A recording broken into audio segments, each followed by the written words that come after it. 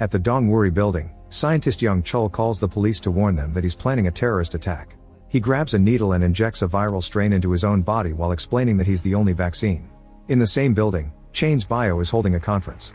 Biotechnologist Sejong has been invited by her ex-husband Gyu Sung to get her a job in the company. Sejong mocks Gyu Sung for caring about his ex when he has a new wife and admits he came because she received a personalized invitation with a mysterious poetic message. On the stage, CEO Woo Chul talks about a slime mold with cell regeneration capabilities, which has cured a rat from its paralysis. When he sees Young Chul at the back, he freezes for a second before jokingly concluding that science may soon create a society where people can't have bad thoughts about others. Meanwhile, Yoon Sok is having lunch with his wheelchair-bound sister Yoon Hee. Sadly, Yoon Sok's shift starts soon, so Yoon Hee decides to explore them all alone. After the conference, Gyu Sung introduces Sejong to Woo Chul. However, their meeting is interrupted when Woo Chul gets a call from Bong Suk, a member of the counterterrorism squad. When Bong Suk mentions Young Chul, Woo Chul immediately postpones the meeting and leaves the room. Sejong is annoyed, so Gyu Sung tells her to follow him to give him her business card. In the hallway, Woo Chul learns about Young Chul's threat and that the counterterrorism squad will be arriving soon. He makes his way into the VIP room and is followed by Young Chul, which is seen by Sejong. Young Chul accuses Woo Chul of hiring him only to steal his research and fire him. However, Woo Chul points out that Young Chul's research can't be used anywhere. When Young Chul says he's taking humanity to the next level, Woo Chul calls him a psycho and pushes him against the door, telling him to leave. In the hallway, Sejong sees this tension and decides to leave. Then Woo Chul accuses Young Chul of seeking human extinction. But Young Chul clarifies that it's actually the birth of a new humanity with perfect communication and no jealousy or suspicion. Woo Chul laughs at the idea and gives him a sarcastic double thumbs up while calling him crazy. When Woo Chul is about to leave, Young Chul injects him with pathogens in the neck. A furious Woo Chul throws Young Chul around a few times before pushing him into the bathroom. Then he blocks the door with a chair. On his way out, he accidentally steps on the needle. In the hallway, he's about to call the police when suddenly he starts vomiting a massive amount of white mucus that spreads strands on the carpet. Soon he collapses and his body begins to twist in grotesque ways as he transforms into a zombie. At that moment, three men notice him and try to call the emergency service, but Woo Chul jumps on them and bites them. In the lobby, Bong Suk arrives with his team as a group of people start screaming.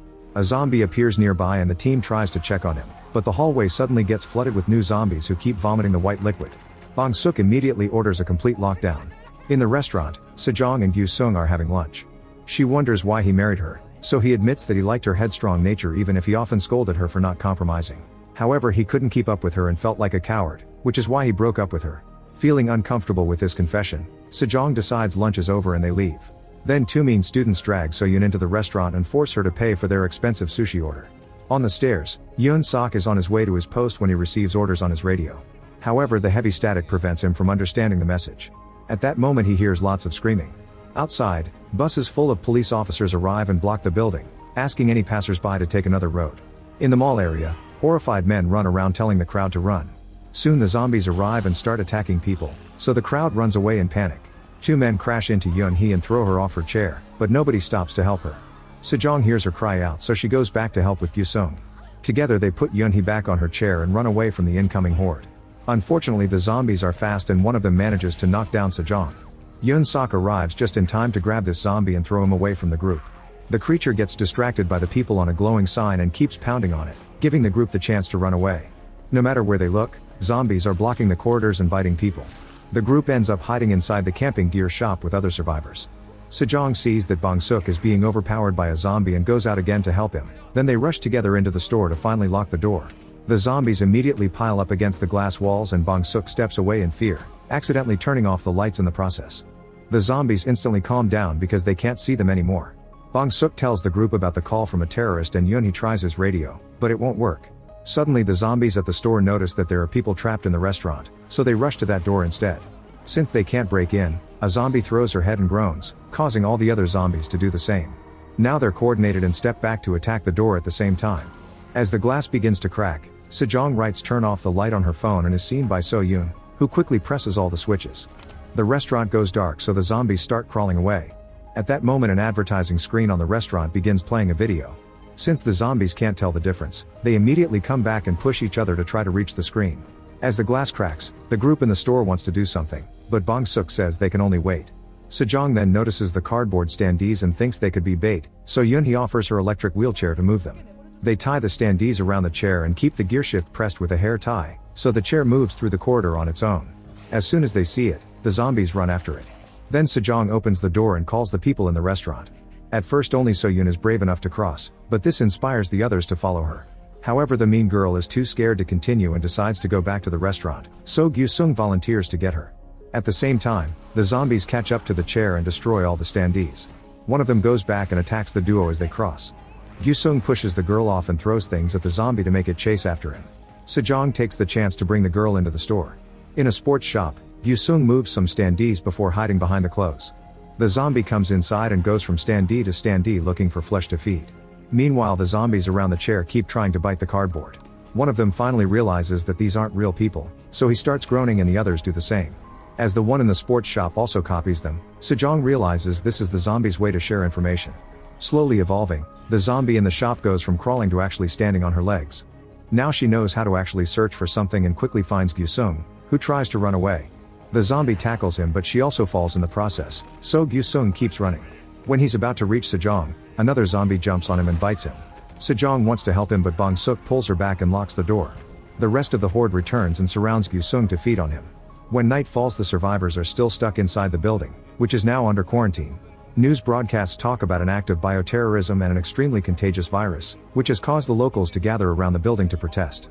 Dozens of zombies keep pounding on the front doors, desperately growling at the cops. In the shop, the survivors are calling their families. Gyu-sung's phone receives a call from his wife Sol-hee, so Sejong gives her the bad news, and a devastated Sol-hee hangs up to comfort her daughter. Yeon-sok finds some equipment that he can wear on his back to carry his sister. The group wonders when they'll be rescued, so Bong-suk has to inform them that nobody is coming because of the quarantine. He also tells them that young Chul has the vaccine in his own body, so if they capture him they can all be rescued. Sejong shares what she saw in the VIP room, which is up on the 3rd floor.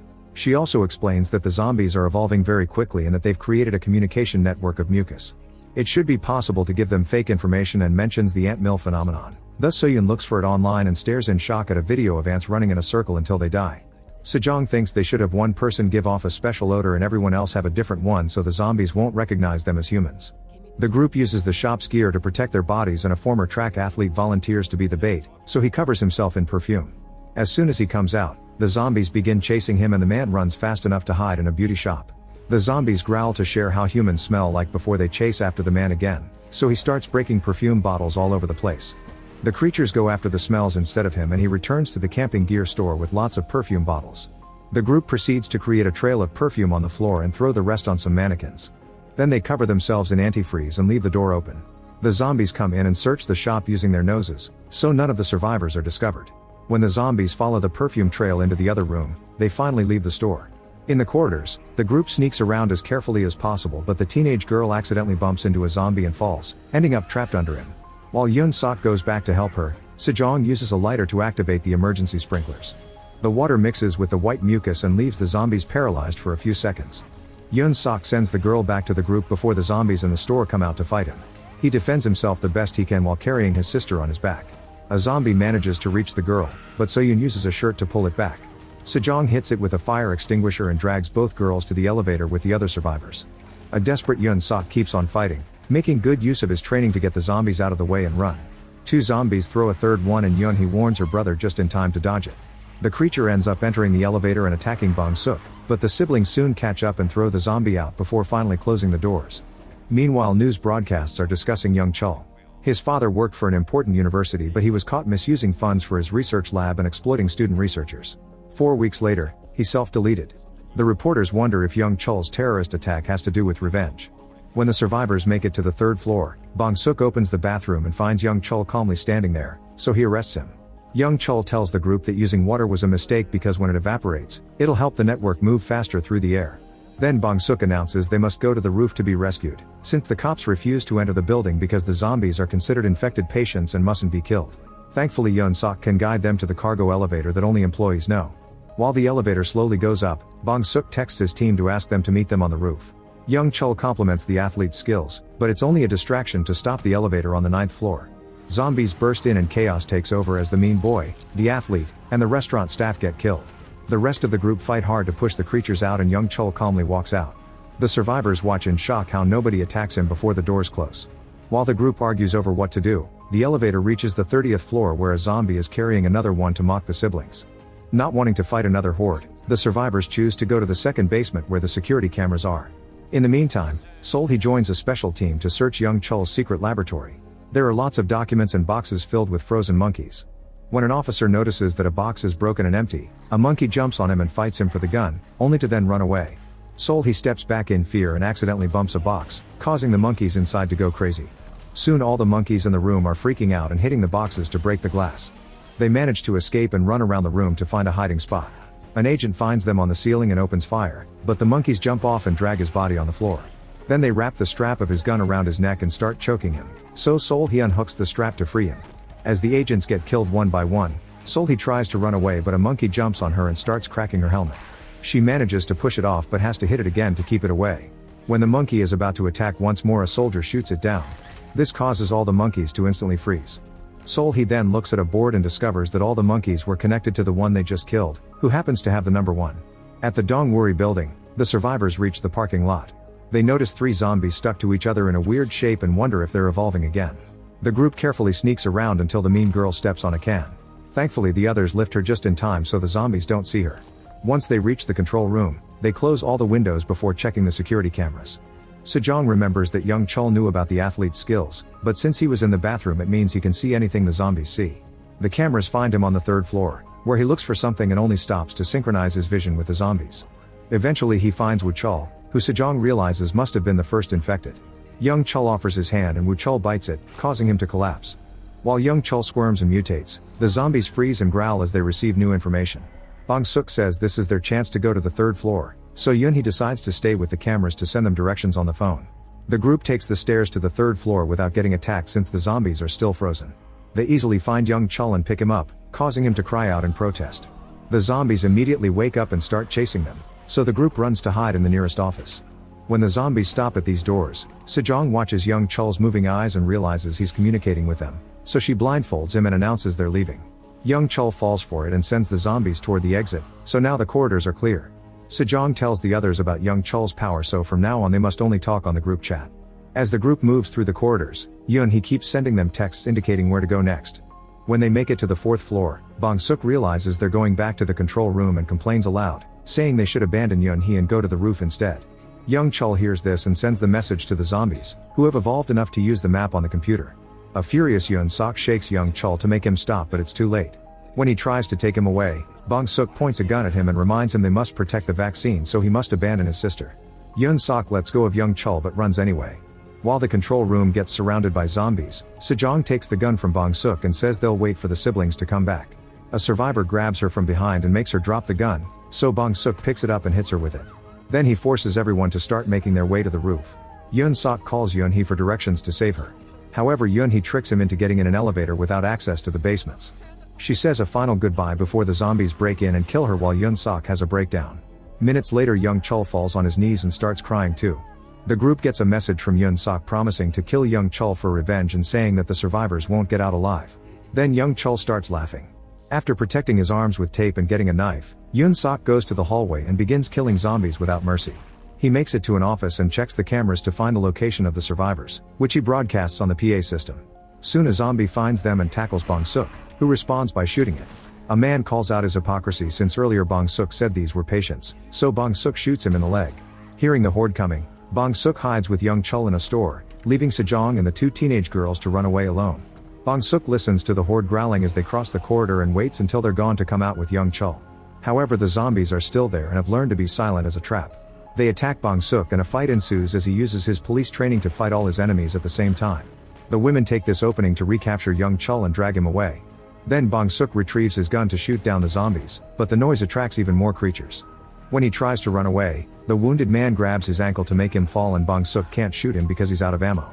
The zombies quickly surround them to kill them both. In a storage room, Sejong ties young Chul to a shelf with tape. Then she texts the girls, explaining she'll retrieve Bong Suk's phone to call the rescue team. Since other survivors who were in the group chat have become zombies, young Chul looks at the text through their eyes and learns the plan. The mean girl has a breakdown and apologizes to So-yoon, who asks her to do it after they escape. Meanwhile, Sol-hee explains to the special forces that the infected can't be cured because nerve cells never recover. She also tells them that killing the first zombie stops all the others. The officers decide to call the building's security company to gain access to the cameras to look for the first infected. After a long search, they learn that Wu Chul was the first zombie. Carefully sneaking around, Sejong manages to find the phone and calls the special forces to explain what happened. The agents decide to split the rescue team so half of them can secure the vaccine and the other half can go after Wuchul.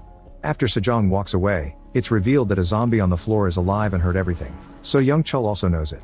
The rescue team lands on the roof and makes their way downstairs, killing a few zombies that get in the way.